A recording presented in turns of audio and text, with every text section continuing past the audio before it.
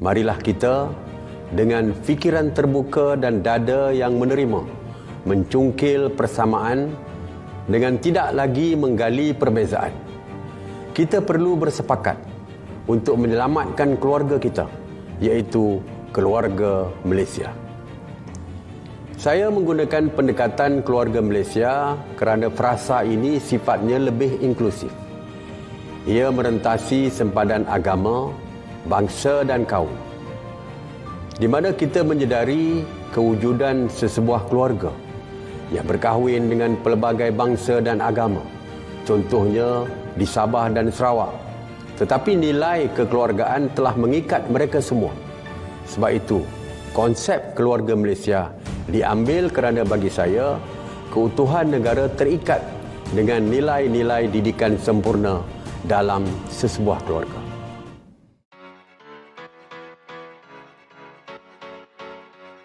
Assalamualaikum dan salam sejahtera. Nama saya Nur Syairah binti Ibrahim, ingin menerangkan konsep keluarga Malaysia. Baiklah, konsep keluarga Malaysia menggariskan 3 teras utama, iaitu keterangkuman, kebersamaan dan kesyukuran, dan 20 pengkayaan nilai yang mendasari kerajaan baharu pimpinan Perdana Menteri Datuk Seri Ismail Sabri Yaakob untuk bekerja secara bersama-sama dalam memulihkan negara daripada masalah dan kesan pandemik COVID-19.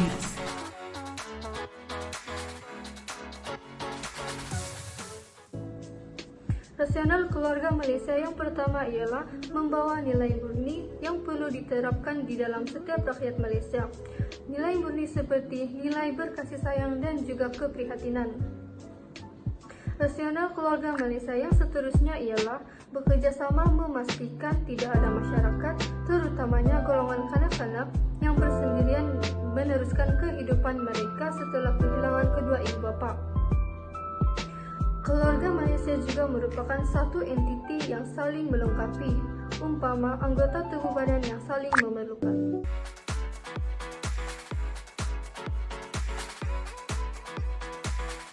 Baiklah, saya akan menerangkan mengenai nilai dan ciri-ciri konsep keluarga Malaysia. Pertama sekali, kita akan melihat pada interpretasi konsep keluarga Malaysia. Dalam interpretasi konsep keluarga Malaysia, yang pertama ialah pelaksanaan bagi produk dan implementasi. Seterusnya, nilai-nilai dan ciri-ciri keluarga Malaysia. Dan akhir sekali, perlembagaan persekutuan dan rukun negara. Ketiga-tiga ini adalah pelan komunikasi yang akan menjadi hasil kunci kebahagiaan seperti mana yang dihasratkan oleh Perdana Menteri kita.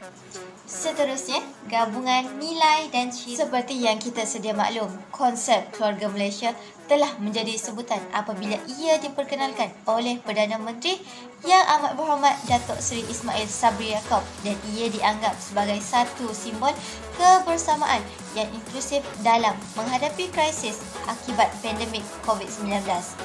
Keluarga Malaysia jelas menunjukkan kepentingan institusi keluarga dalam menghadapi situasi yang mencabar. Akhir sekali, messaging house ataupun dalam bahasa Melayunya, mesej utama. Dalam messaging house ini memaparkan visi Malaysia, iaitu memulihkan negara dan mencapai status Malaysia negara maju dan berpendapatan tinggi.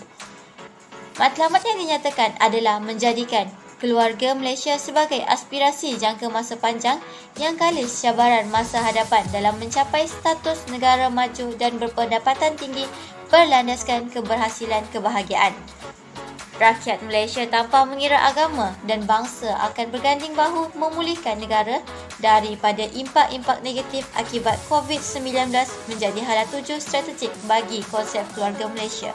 Bidang tumpuan utama adalah memulih semula dan merapatkan jurang ekonomi, menyatu padukan seluruh rakyat Malaysia di bawah naungan keluarga Malaysia dan mengetepikan perbezaan politik untuk mencapai kestabilan negara.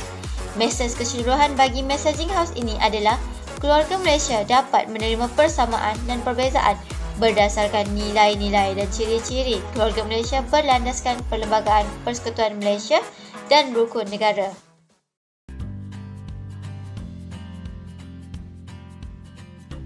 Konsep keluarga Malaysia yang dilancarkan Oktober lalu seharusnya disambut oleh seluruh masyarakat. Hal ini disebabkan 3 terus utama, iaitu keterangkuman, kebersamaan, dan kesyukuran mampu membawa kemakmuran dan memperkukuhkan perpaduan di Malaysia. Malaysia adalah sebuah negara yang bersatu dalam kepelbagaian dari segi kaum, bangsa, budaya, bahasa, dan agama. Variasi ini boleh menjadi satu cabaran kepada Malaysia sekiranya perpaduan dan persefahaman antara warganya tidak diperkukuhkan. Justru, pelancaran keluarga Malaysia ini sangatlah penting, terutama bagi generasi muda. Hal ini disebabkan merekalah yang menjadi harapan untuk menyambung legasi sebuah negara. Antara peranan konsep keluarga Malaysia dalam mengukuhkan perpaduan ialah yang pertama, pembentukan akhlak penyertaan sosial, jayakan keluarga Malaysia. Yang kedua, konsep Sekolahku Sejahtera, lahir generasi muda hebat. Yang ketiga, persepsi Pekida sebagai kongsi gelap Melayu perlu dihakis. Dan yang terakhir, perakui kontrak sosial demi memperkukuh keluarga Malaysia.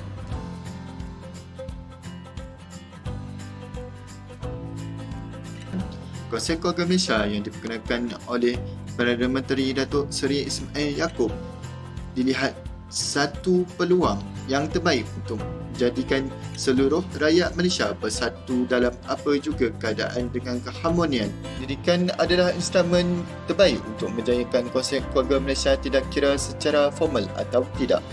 Umum mengetahui bahawa dalam falsafah pendidikan negara ini adalah untuk menjadikan pendidikan sebagai alat yang melahirkan warga negara yang baik, bersatu padu, berdisiplin dan terlatih.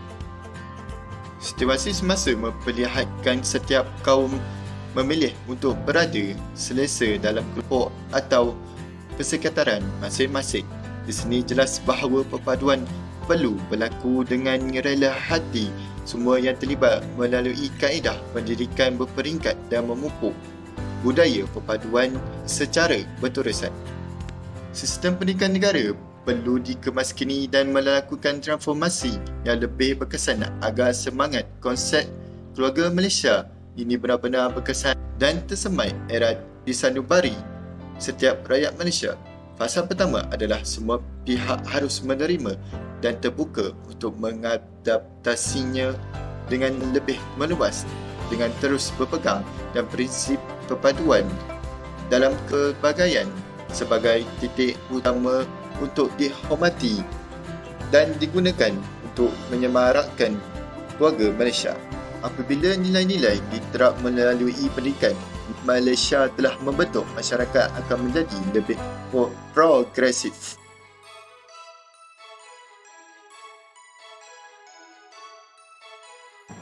Kelangsungan peranan wanita dalam keluarga Malaysia adalah penting dalam sektor pendidikan.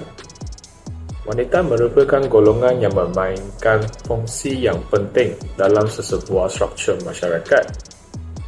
Peranan wanita sebagai ibu kepada anak-anak dalam menjaga dan mendidik mereka adalah antara fungsi utama yang perlu dimainkan oleh mereka. Sebagai contoh, para ibu perlu mempunyai pengetahuan asas berkaitan kepentingan vaksin kepada anak-anak. Para ibu juga perlu menasihati dan memberi pandangan yang bernas berkaitan kepentingan vaksin kepada anak mereka. Kesimpulannya, dapat dikatakan wanita mempunyai peranan besar dalam pembangunan keluarga, masyarakat dan negara. Dalam konsep keluarga Malaysia, wanita dari berbagai latar belakang pendidikan, agama, budaya dan fahaman politik mempunyai tanggungjawab bagi memastikan setiap plan pemulihan negara dapat dilaksanakan. Dan negara berjaya keluar daripada kemelut COVID-19 dan seterusnya memasuki fasa endemik yang baik.